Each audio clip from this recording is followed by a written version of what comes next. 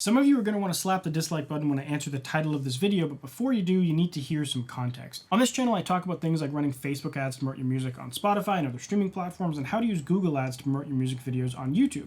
I also talk about how important it is to release music regularly, ideally every 4 to 6 weeks, and to post social media content around each release. That timeline of every 4 to 6 weeks is what quite often leads to some artists saying that they can't possibly create high quality music that fast, and other artists releasing mediocre music every single week. And the harsh truth is that the most important thing when it comes to music marketing is actually having great music. It's a necessity for even getting started with music marketing, and if your music isn't great, you probably shouldn't be marketing it. I mostly listen to metal and electronic music. I hate country, and I don't enjoy most rap music. However, I can hear a country song or a rap song and tell if it's great.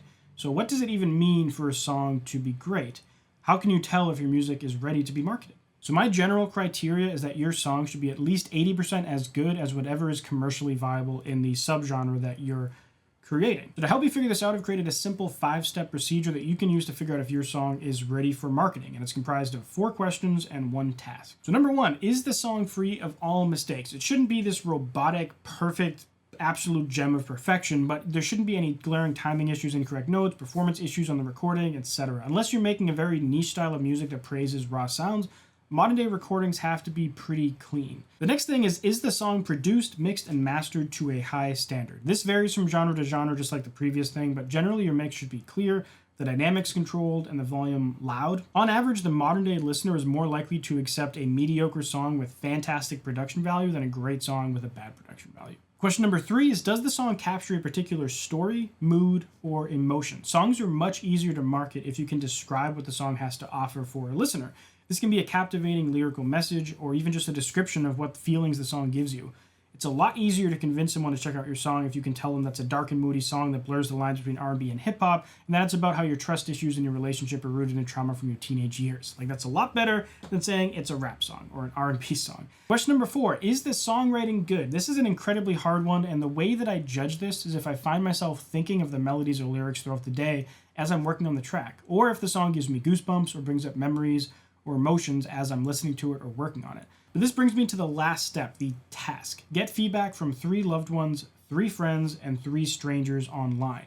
Your loved ones generally will be nice, boost your ego, and shelter your feelings. Your friends will vary between honesty and protecting your feelings, and strangers online have nothing to lose by crushing your hopes and dreams. So that's why you want to get those 3 different pieces of feedback so you can kind of have some kind of idea, combining them all together, of how good your song is as a whole. When you're asking all these people for feedback, make sure you emphasize to all of these people that you want honest feedback and that they shouldn't hold back and that specifics are better. And while you're at it, ask them what other artists they think that you sound like. You can also use tools like SubmitHub to get feedback as well, and even ask for feedback on specific aspects of your music. Just keep in mind that if you want varied feedback, internet curators do not represent the average music listener. And then also try to ask people that are at least remotely fans of the genre of music you make. A hip-hop fan is not going to be able to give you that much great feedback on a metal track, for example. Once you have great music, though, then you're ready for marketing. But to market your music, it has to be released everywhere, and that's where DistroKid comes in. So DistroKid is a sponsor of this video, but I've been using them for years, and I've uploaded every single piece of music that I have with them. As you can see here, I've released a lot of music with them. Originally, the reason why I picked them is because they're really affordable. They were the cheapest one when I was initially getting into releasing my music, and they offered you the ability to do unlimited music for the year. So I started off in their $35 a year plan, which allows you to release unlimited music for 2 artists, and you can schedule releases and reuse ISRC codes, which is really good if you want to do something like the waterfall release, or just kind of pre-upload songs so that you don't have to worry about uploading them throughout the year if you have a lot of songs ready ahead of time. They have a bunch of cool features, like one, they can get you on like every music platform ever, but additionally, you can upload your lyrics to them. You can add synced lyrics so that when someone listens to your song, the lyrics in like Spotify or Apple flow along to your song.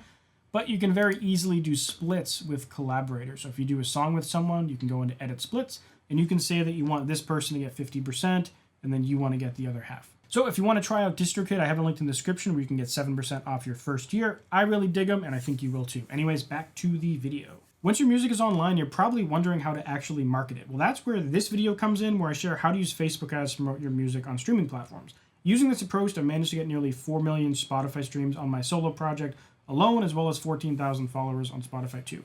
If you're more of a fan of organized courses, I do have my course Spotify Growth Machine here as well, which has my country list, my placement list, and a community where you can ask questions. Anyways, thanks for watching this video. Thanks to DistroKid for sponsoring this video, and I'll see you in the next one. Bye.